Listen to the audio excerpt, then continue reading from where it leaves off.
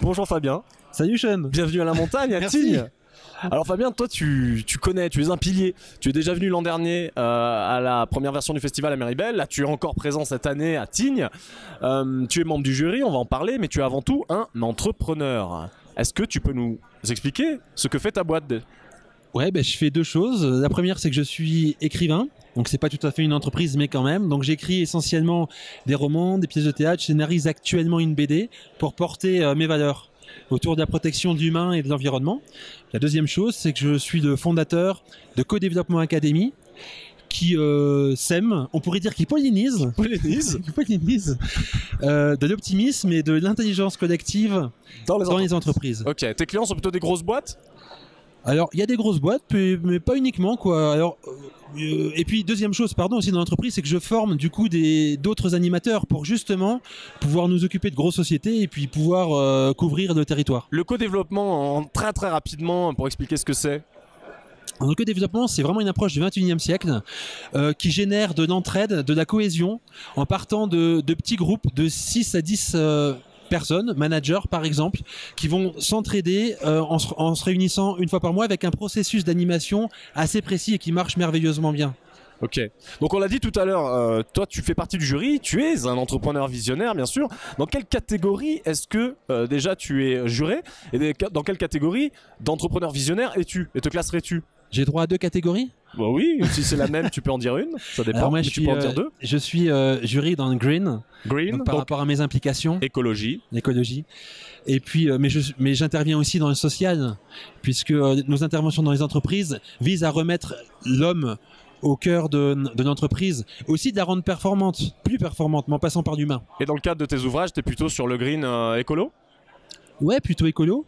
Écolo, pas écolo dans le sens politique, mais écolo dans le sens engagé. J'écris des choses engagées. D'accord. Est-ce que tu connaissais Tignes avant de venir au festival, Fabien? J'étais venu 2 jours. D'accord, il y a longtemps? Ouais, il y a plus de 10 ans. Et là, en revenant, est-ce que tu as eu, qu'est-ce que tu as eu comme impression? J'ai pas saisi tout de suite l'esprit de Tignes, et puis il s'est passé un truc aujourd'hui, c'est que quand je suis arrivé en bas, il y a eu un rayon de soleil, et comme il est tombé une fine pellicule de neige, on avait un reflet sur le lac du glacier de la montagne, et là c'était juste magique. J'ai également assisté à ce miracle. Voilà, j'étais touché là, par quelque chose. Touché par la grâce. On peut dire ça.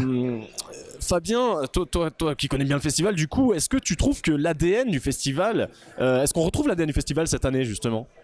Ah bah oui. Ouais. Oui, clairement. C'est quoi l'ADN du festival? L'ADN du festival, je crois que justement au-delà du lieu, même si le lieu est super, Méribel était formidable aussi, l'ADN du festival, il est porté par son esprit et par ses membres. C'est de se croiser, c'est de se donner des conseils, c'est d'être en toute ouverture avec des personnes qui pour certaines sont hyper successful et puis d'autres qui sont juste en train de faire naître des idées. C'est d'aller écouter des conférences inspirantes et puis de peut-être qu'un puzzle se mette en place finalement au travers de tous ces échanges et d'être dans un esprit d'entraide aussi justement. Et la montagne, ça apporte quoi au festival finalement? Parce que ce festival on pourrait le faire n'importe où, ou est-ce que c'est super important de le faire, de garder le côté montagne? Moi j'aime la montagne donc forcément ça me touche. Ça apporte quoi au festival?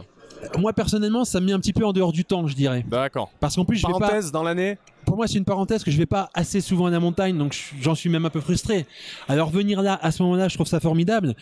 Je dis pas que ça fonctionnerait pas ailleurs quand même. Mais bon voilà, moi je suis touché quand même par la montagne donc ça me parle. Et la symbolique justement des sommets, de la hauteur, des altitudes, est-ce que c'est une symbolique qui est pertinente pour toi par rapport à l'aventure entrepreneuriale? Waouh. Ces personnes qui grimpent vers des ambitions, est-ce que c'est évident? Est-ce que c'est inconscient? Est-ce que ça passe bien? Est-ce que ça énergise les gens, même s'ils n'en ont pas forcément conscience? Attends-moi toi avec tes questions. En tout cas, c'est sûr qu'il y a une métaphore qui est forte. Un jour, j'ai animé une session de co-développement de découverte au sommet de la tour Montparnasse. Et c'est vrai que métaphoriquement, c'était fort, quoi. On pourrait faire le parallèle avec Tignes. Peut-être. La montagne. Peut-être. Super. L'ambiance, en quelques mots, si tu devais la qualifier? Cohésion. Je trouve qu'il y a une cohésion forte qui se met de fait. C'est-à-dire que c'est pas dans les valeurs affirmées. C'est pas on va faire de la cohésion. C'est juste que ça se fait. Ça se fait. Tout le monde est dispo pour donner un conseil, pour écouter, pour s'entraider. Parfois pour sauver. Énergie aussi. Il y a une énergie contagieuse. Ouais, contagieuse. Et puis, il y a le plaisir, quoi. Il y a plaisir, on s'éclate, on se marre. Un ingrédient très important. Ouais, faut même un peu gérer son énergie parce que les soirées durent parfois longtemps, tard ou tôt. Bien, merci Fabien. Avec grand plaisir, merci à toi. Bonne fin de festival. Merci. Merci.